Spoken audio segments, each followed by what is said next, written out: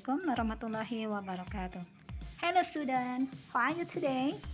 I hope all of you have a good condition, healthy, happy, and keep spirit. Stay at home, stay safe. Today we will learn about tematik kepemimpinan, subtema pemimpin idolaku. Let's say basmalah together to start our lesson today. Bismillahirrahmanirrahim. Tujuan pembelajaran kita hari ini adalah melalui kegiatan mengamati video, kalian dapat mengidentifikasi nilai-nilai kepemimpinan dengan baik. Yang kedua, melalui kegiatan membaca, kalian dapat menjelaskan nilai-nilai persatuan dengan benar. Nabi Muhammad SAW merupakan salah satu pemimpin yang menjadi idola banyak orang.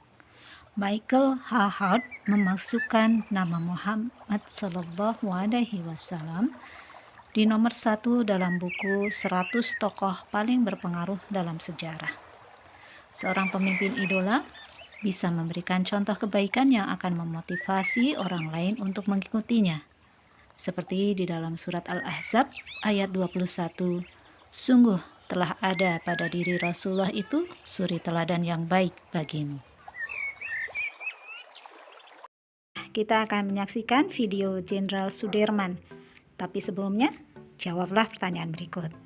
Siapakah tokoh idolamu? Mengapa kalian mengidolakannya? Sudah ketemu jawabannya? Ya, pasti dia orang hebat ya. Miss Yanti doakan kalian bisa menjadi tokoh idola pula, pemimpin yang hebat. Mari kita saksikan video berikut ini. Check it out. Jenderal Sudirman.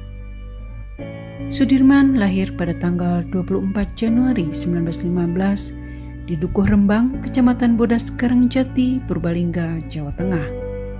Ayahnya Kardis Kertawiraji dan ibunya Siem berasal dari rakyat biasa. Ia mempunyai seorang adik laki-laki, Muhammad Samingan, yang lahir pada tahun 1918. Sejak bayi, Sudirman sudah diambil anak oleh Cokro Sunario, asisten wedana atau camat Bodas Karangjati. Setamat mulo, Sudirman menjadi guru HIS Muhammadiyah di Cilacap. Kemudian diangkat menjadi kepala sekolah HIS Muhammadiyah itu. Tahun 1936 menikah dengan Alfiah, putri seorang pedagang yang cukup berhasil. Dari perkawinan ini dikaruniai 7 orang anak. Dalam kedudukannya sebagai guru dan anggota Muhammadiyah, perhatiannya terhadap masalah-masalah sosial mulai tumbuh dan mengalami perkembangan selama masa pendudukan Jepang. Dengan beberapa temannya, ia mendirikan koperasi yang langsung diketuainya sendiri. Perhatiannya terhadap masalah-masalah sosial itu menyebabkan ia diangkat menjadi anggota Shu Sangikai, semacam Dewan Perwakilan Rakyat Banyumas. Tugasnya kemudian bertambah lagi dengan pengangkatannya sebagai anggota Jawa Hokokai untuk karesidenan yang sama. Dalam bulan Oktober 1943, pemerintah pendudukan Jepang mengumumkan pembentukan Tentara Pembela Tanah Air atau PETA. Tanggal 5 Oktober 1945, pemerintah mengumumkan pembentukan Tentara Keamanan Rakyat atau TKR. Sudirman dipilih menjadi komandan resimen. Kepala Staf Umum TKR, Letnan Jenderal Ulip Sumoharjo, kemudian mengangkatnya menjadi Komandan Divisi 5 Banyumas dengan pangkat kolonel. Saat agresi militer II Belanda, ibu kota dipindahkan ke Yogyakarta karena Jakarta sudah diduduki oleh tentara Belanda.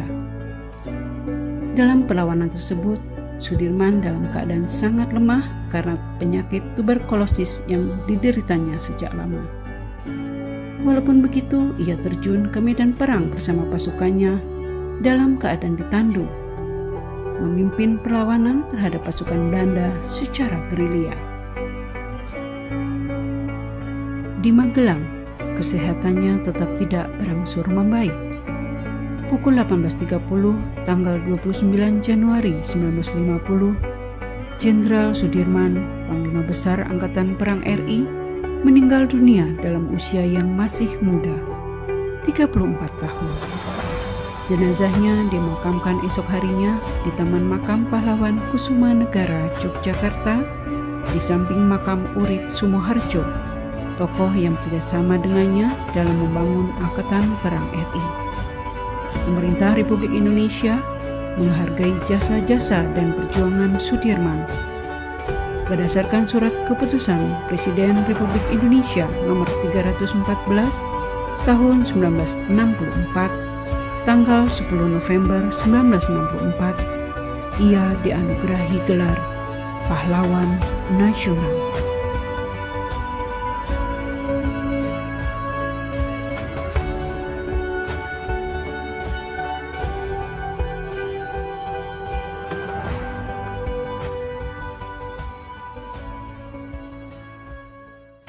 Oke students, dari video Jenderal Sudirman tadi, mari kita identifikasi nilai-nilai kepemimpinannya.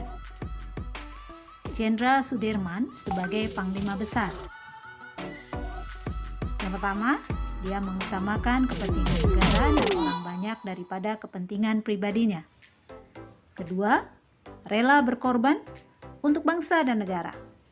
Yang ketiga, penting nih, pantang menyerah. Kemudian, Jenderal Sudirman sebagai guru dan tokoh Muhammadiyah. Beliau mendidik muridnya dengan baik.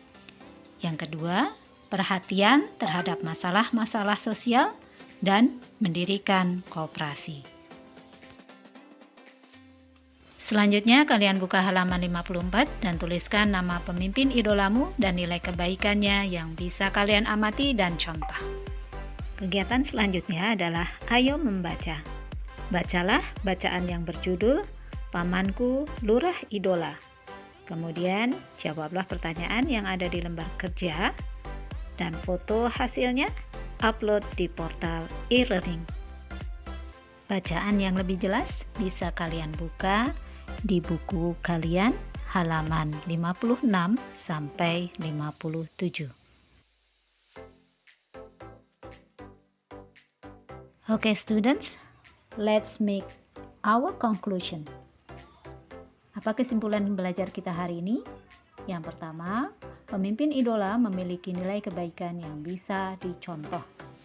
Kedua, kepemimpinan yang baik mengamalkan Pancasila, sila ketiga Persatuan Indonesia.